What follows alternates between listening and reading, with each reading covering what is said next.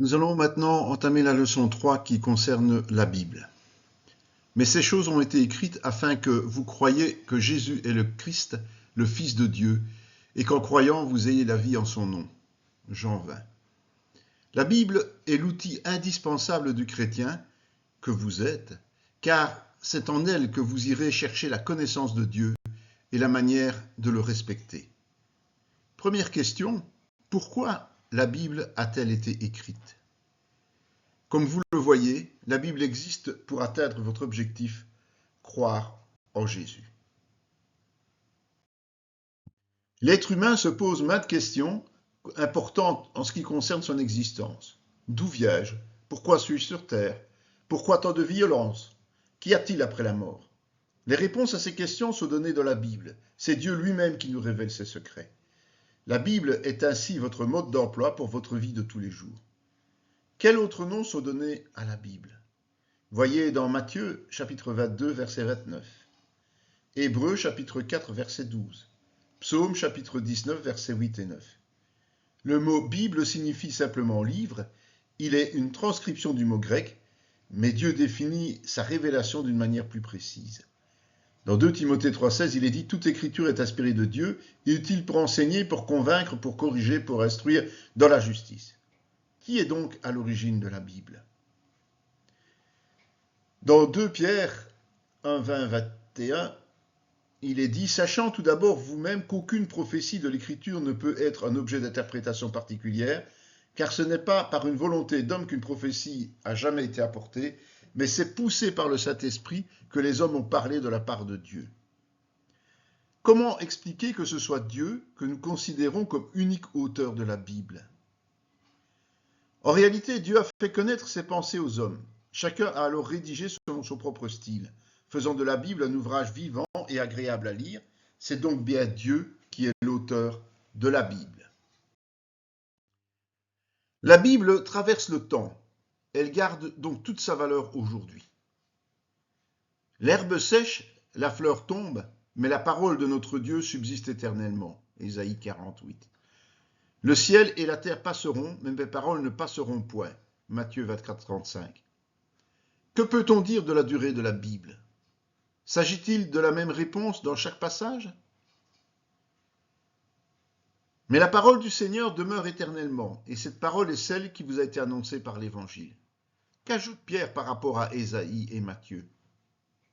Sanctifie-les par ta vérité, ta parole est la vérité. Selon Jean, qu'est la Bible? Quelle est son action? Pilate, le procurateur romain, a demandé à Jésus, lors de son procès, ce qu'est la vérité. Il n'a pas reçu de réponse, mais auparavant, Jésus avait décrit celle-ci. Vous sondez les Écritures parce que vous pensez avoir en elles la vie éternelle. Ce sont elles qui rendent témoignage de moi. Qu'est-ce que la vérité? Jésus répondit, il est écrit, l'homme ne vivra pas de pain seulement, mais de toute parole qui sort de la bouche de Dieu. Qu'est-ce que Matthieu ajoute à cela? La loi de l'Éternel est parfaite, elle restaure l'âme. Le témoignage de l'Éternel est véritable, il rend sage l'ignorant. Les ordonnances de l'Éternel sont droites, elles réjouissent le cœur. Les commandements de l'Éternel sont purs, ils éclairent les yeux. La crainte de l'Éternel est pure, elle subsiste à toujours. Les jugements de l'Éternel sont vrais, ils sont tous justes. Ce psaume 19 nous apporte un éclairage complémentaire. Lequel? La Bible est la seule et unique vérité au sujet de Dieu et de Jésus. C'est seulement sur elle que le chrétien se base pour connaître la vérité et la volonté de Dieu. Voici le corrigé de cette première partie, la Bible, parole de Dieu.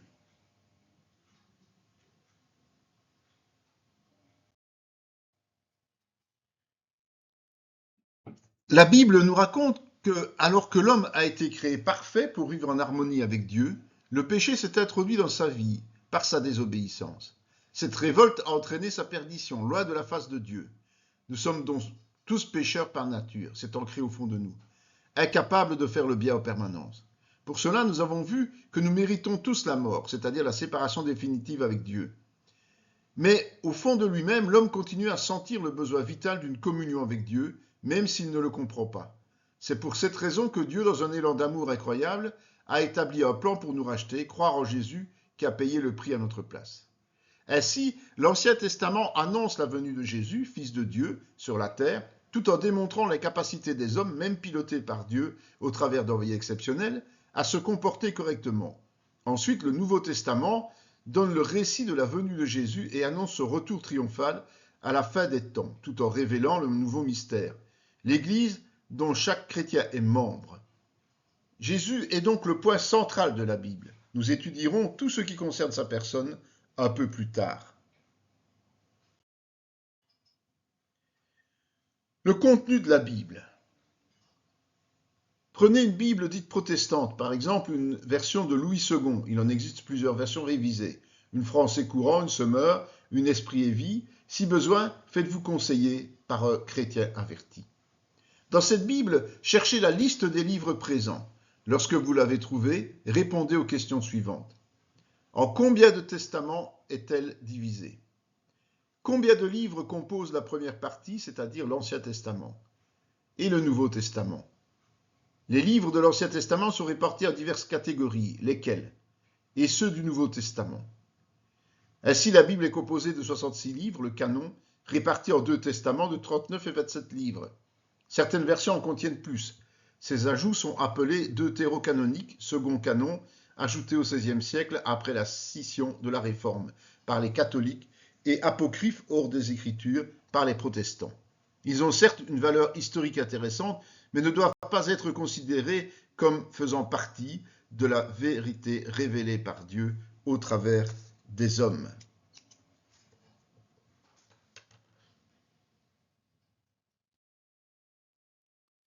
Voici le corrigé de cette deuxième partie sur le contenu de la Bible.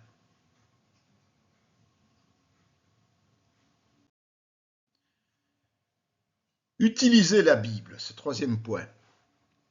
Les nouveaux chrétiens ont souvent difficile de persévérer dans la lecture de la Bible pour diverses raisons, dont surtout l'impression de ne pas en comprendre grand-chose.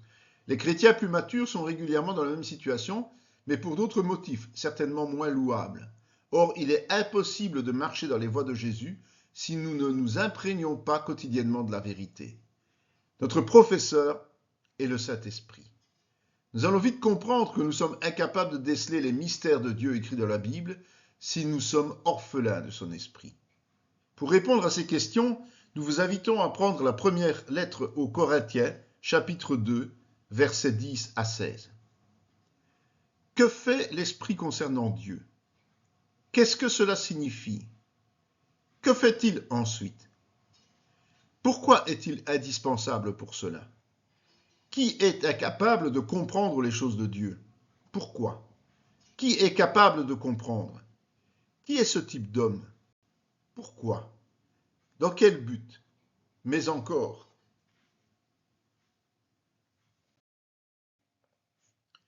Tout le monde peut lire la Bible, mais seuls ceux qui sont nés de nouveau en comprennent le message spirituel.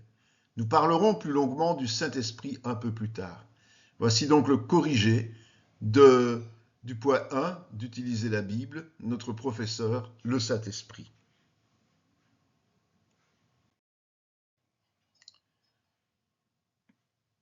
Le second point dans utiliser la Bible est de répondre à la question « Pourquoi la lire ?» Pour répondre aux questions, nous vous invitons à prendre les psaumes chapitre 109, versets 11, 15 et 105. Où devons-nous conserver la Bible? Mais encore, à votre avis, pour qu'il ne s'éloigne pas de notre bouche ou de notre cœur, que devons-nous faire? Que faire en plus? Qu'est-ce que la parole pour le chrétien? Quel est le but poursuivi? Autrement dit, quel est le résultat final? Pour répondre à la question suivante, prenez le premier livre des Rois, chapitre 2, verset 3. Pourquoi réussit-on? Je vous ai écrit ces choses afin que vous sachiez que vous avez la vie éternelle, vous qui croyez au nom du Fils de Dieu. En nous donnant quoi? Lire et méditer la parole de Dieu n'est pas quelque chose d'anodin. Beaucoup de chrétiens se satisfont de ce qu'ils entendent à l'église, lisent dans des commentaires ou des livres et se demandent pourquoi ils ne s'épanouissent pas. Seul le contact fréquent et personnel avec la source de la vérité apporte la nourriture nécessaire et suffisante pour marcher dans les voies de Dieu et ainsi cueillir les bénédictions qui y sont attachées.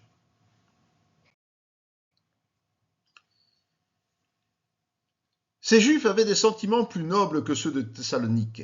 Ils reçurent la parole avec beaucoup d'empressement et ils examinaient chaque jour les Écritures pour voir si ce qu'on leur disait était exact. Comment les gens de Bérée reçurent-ils la bonne nouvelle? Quel compliment l'apôtre Paul leur fait-il à leur sujet? Que firent ensuite les gens de Bérée? À quelle fréquence? Et dans quel but?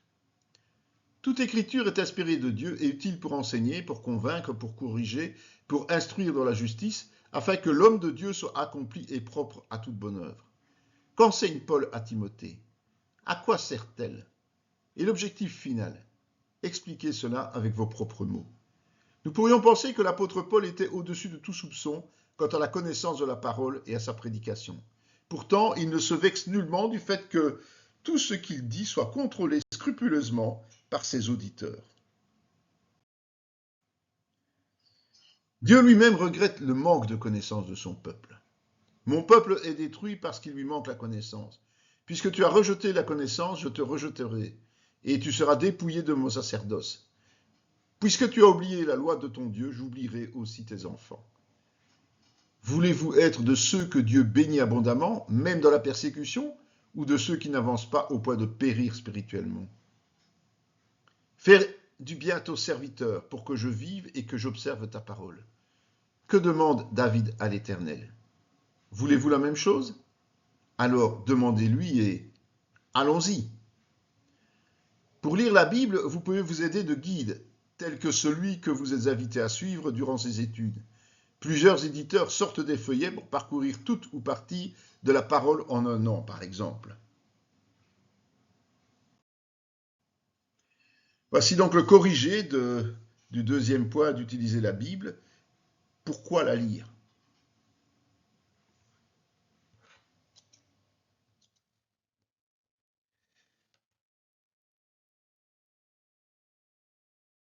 Voici la suite du corrigé. Il faut dire qu'il y avait beaucoup de questions dans ce point.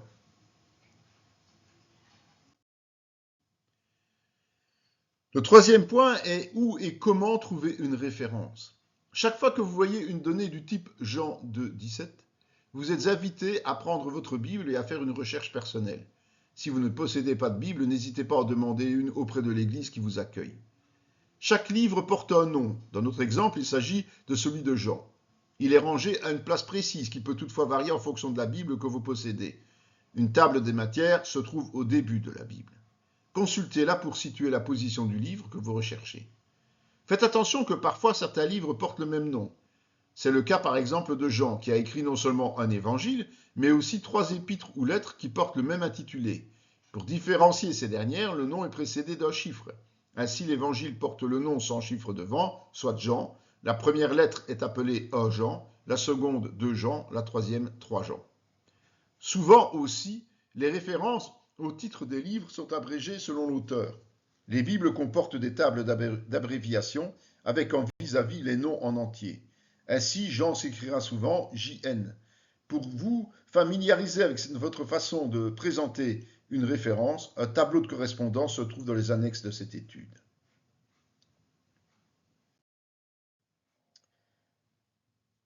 Après le nom apparaissent les chiffres séparés par un point, un double point, une virgule ou un point-virgule au choix de l'auteur. Le premier nombre est le chapitre du livre. Jean 2 signifie que nous devons aller au second chapitre de l'évangile de Jean. Après le premier chiffre ou nombre apparaît un second qui est le verset, c'est-à-dire une phrase ou partie de phrase précise. Jean 2.17 renvoie à l'évangile de Jean, chapitre 2, verset 17. Si plusieurs versets sont concernés, il existe différents cas de figure. 2 versets se suivent. Jean 2, 17, 18, soit les versets 17 et 18 du chapitre 2 de l'évangile de Jean. Plusieurs versets se suivent. Jean 2, 17, 20, soit les versets 17 à 20 du chapitre 2 de l'évangile de Jean. Plusieurs versets ne se suivent pas. Jean 2, 17, 19, 23, soit les versets 17, 19 et 23 du chapitre 2 de l'évangile de Jean. Certains versets se suivent, d'autres pas. Jean 2, 17, 19, 23. soit les versets 17 à 19 du chapitre 2 de l'évangile de Jean, mais aussi le verset 23. Plusieurs versets sont répartis sur plusieurs titres, Jean 2, 17 à 3, 5, soit les versets débutant au verset 17 du chapitre 2 et s'achevant au verset 5 du chapitre 3 de l'évangile de Jean. Tout cela est une question de pratique. Exercez-vous en recherchant systématiquement les textes dont les références se trouvent dans l'étude et très vite, vous acquerrez de l'expérience. Ne soyez pas surpris que les mots ne soient pas tous les mêmes, car il existe plusieurs traductions dues au fait que les textes originaux n'étaient pas en français. Ce qui est important, c'est la fidélité au texte de base. Ainsi, certains traducteurs ont privilégié le sens littéral, tandis que d'autres veillaient à un langage plus accessible. Quoi qu'il en soit, votre Bible, tant catholique, attention, elle contient plus de livres, que protestante, est le trésor spirituel dont vous avez besoin. Ne vous en privez surtout pas et n'hésitez pas à lire différentes versions pour les passages les plus difficiles à comprendre. Vous aurez constaté qu'il n'y a aucune question dans ce point. C'est tout simplement parce qu'à partir de ce moment, la plupart des versets bibliques n'apparaîtront plus dans les leçons, mais seulement leurs références, et vous devrez chercher dans vos Bibles. Cet exercice répétitif vous permettra de bien maîtriser l'outil du chrétien, même si cela vous semble fastidieux au départ. Utilisez la Bible, le quatrième point, comprendre les textes. Au travers d'un exemple, nous allons apprendre à aborder un texte biblique dans le but d'en ressortir finalement une leçon pratique dans notre vie chrétienne. Le principe d'une analyse est celui que vous utilisez depuis le début de cette étude biblique. Posez des questions pour y répondre, à la seule différence que lorsque vous êtes fondé sur le roc, c'est vous qui faites les deux. Quelles questions poser? Les plus simples telles que qui, quoi, quand, comment, où, pourquoi. Inscrire les questions et les réponses avec référence est intéressant pour plus tard, car vous créez ainsi une base de données précieuse. Nous allons prendre l'évangélisation d'un Éthiopien par Philippe. Pour répondre aux questions, nous vous invitons à prendre le livre des Actes, chapitre 8, versets 26 à 40. Qu'allez-vous d'abord chercher à savoir? Ensuite, pour commencer toute analyse, il faut en déterminer les acteurs essentiels et secondaires, puis le contexte dans lequel les faits se déroulent. Qui sont les intervenants? Leur nom est insuffisant. Que dit le passage sur eux? En ce qui concerne l'Éthiopien, c'est clair. Acte 8, 27. Pour Philippe, un peu moins. Que devons-nous faire alors? Lorsque vous manquez d'informations dans le passage étudié, il est intéressant de chercher à en connaître un peu plus à d'autres endroits de la Bible. Pour ce faire, vous disposez de plusieurs outils tels que les notes dans certaines éditions, surtout dites d'études, les passages parallèles dans les marges, ce sont des références de passages bibliques similaires à celui que vous lisez, les concordances, ouvrages intégrés ou non dans la Bible et qui regroupent des versets traitant du même sujet, les chaînes thématiques, un thème regroupe différentes références, un dictionnaire, mais aussi votre mémoire évidemment et vos notes personnelles.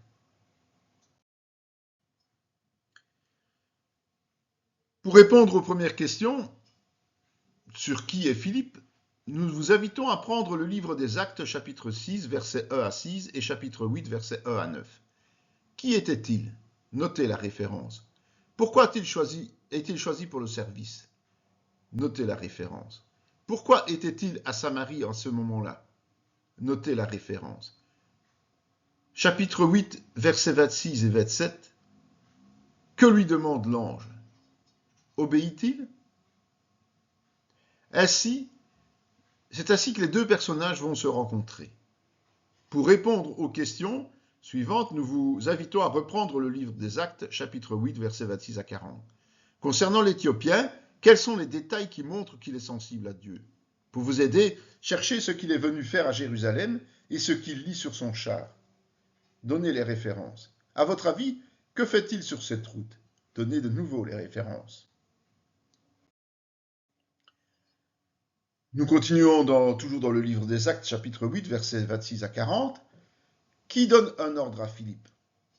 La référence. Rappelez-vous, n'était-ce pas la raison principale du choix des apôtres pour l'appeler au service? Quel est cet ordre? Donnez la référence. Que fait Philippe? Toujours la référence. Un dialogue s'installe entre les deux. Qui pose la première question?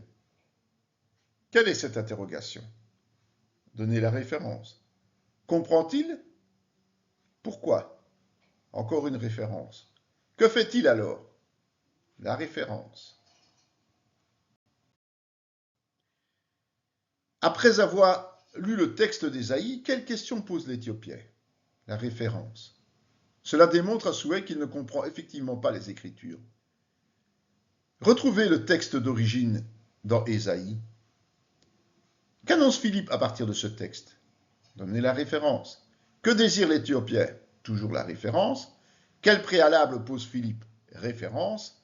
Que proclame l'Éthiopien? Référence. Que fait alors Philippe? Référence. En effet, le baptême n'a aucune valeur s'il n'y a pas de conversion préalable. Quelle est la fin de cette rencontre pour Philippe et pour l'Éthiopien?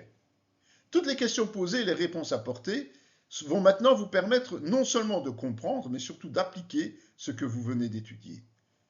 Quelles leçons retirez-vous de ce texte? D'abord concernant la manière de vivre de Philippe. En quelques mots, situez-vous par rapport à lui. Au sujet du passage du livre d'Ésaïe, êtes-vous capable d'annoncer la bonne nouvelle à partir de ce texte? Si oui, expliquez-en son contenu. Sinon, inscrivez ci-après un autre texte et expliquez-le. Ainsi, ce que nous retiendrons et appliquerons est la nécessité de vivre dans les voies du Seigneur, rempli de l'Esprit et à l'écoute de sa volonté à tout instant, afin d'être un ouvrier efficace. Nous veillerons aussi à être capables, Bible à l'appui, de donner le message du salut avec précision et clarté. L'Ancien Testament nous relate de nombreux renversements de situation pour le peuple hébreu qui souvent a préféré les choses du monde à l'obéissance à la loi. Un de ces épisodes met en scène le roi de Juda, Josias, à qui on ramena le livre de l'Alliance, c'est-à-dire le début de la Bible, et qui décida de ne pas laisser passer cette chance inouïe de revenir à Dieu. Pour répondre aux questions, nous vous invitons à reprendre le deuxième livre des rois, chapitre 23, versets 2 et 3. Où se rend-il? C'est-à-dire, de nos jours, nous rencontrons Dieu partout, puisque nous sommes le temple du Saint-Esprit. Par qui se fait-il accompagner? En résumé, évidemment. Que fait-il ensuite? Cela prouve que les Écritures ne sont pas réservées à une élite, à une caste ou à une collectivité particulière, mais bien à chaque être humain. L'Éthiopien, dont nous avons parlé précédemment, n'était pas converti et lisait Ésaïe. Que fait-il à titre personnel et avant qui que ce soit? De quelle manière? Que fait alors le peuple? S'engager en premier est essentiel. C'est cela être la lumière et le sel du monde. Voici les corrigés de cette partie de comprendre les textes. Là, vous comprendrez aussi qu'il y a plusieurs vidéos, plusieurs pages, parce qu'effectivement, il y a de très nombreuses questions auxquelles il faut répondre. Voilà la troisième page des réponses. Vous n'avez qu'à faire un arrêt sur image pour pouvoir recopier toutes ces réponses et vérifier par rapport aux vôtres. Et voilà la dernière. Il n'est jamais trop tard pour bien faire, mais le principe sera toujours le même. Appliquez avec ferveur la parole de Dieu dans vos vies. Josias s'est vu gratifié d'une belle récompense parce qu'il a tenu ses engagements. Avant Josias, il n'y eut point de roi qui comme lui revint à l'Éternel de tout son cœur, de toute son âme, de toute sa force, selon toute la loi de Moïse, et après lui, il n'en a point paru de semblable. Le cinquième point est évidemment la mise en pratique. La Bible, parole vivante, est la vérité. Elle constitue donc la seule source d'information fiable pour le chrétien. Pour la connaître, il est donc essentiel de la lire et de l'étudier régulièrement. C'est ce que vous êtes invités à faire dans le cadre de cette étude. Pour répondre aux questions, nous vous invitons à prendre Jacques, chapitre 1, versets 22 à 25. Faut-il écouter la parole? Est-ce suffisant? Qu'est-ce qui est nécessaire? Pourquoi? Qu'est-ce que pratiquer signifie? Qu'est-ce que le fait de pratiquer produit? Voulez-vous connaître et pratiquer la parole de Dieu? Lire la Bible ne suffit pas. Il faut que la volonté de Dieu soit présente et visible dans chaque acte que nous posons. Ainsi, nous serons des chrétiens heureux. Plus tard, nous apprendrons d'autres choses au niveau de la Bible, notamment la manière de l'utiliser dans notre vie chrétienne. Enseigne-moi à faire ta volonté, car tu es Dieu. Que ton esprit me conduise sur la voie droite. Psaume 143, 10. Voici les réponses d'utiliser la Bible, la mise en pratique. C'est ainsi que se termine la leçon 3 sur la Bible. Cette vidéo fait partie intégrante de la formation en théologie pratique dispensée par la mission de théologie Emmanuel de Paracou, Bénin, sous l'autorité académique du Centre chrétien Emmanuel SBL, Spa, Belgique. Pour mieux connaître nos activités, voici nos différentes adresses.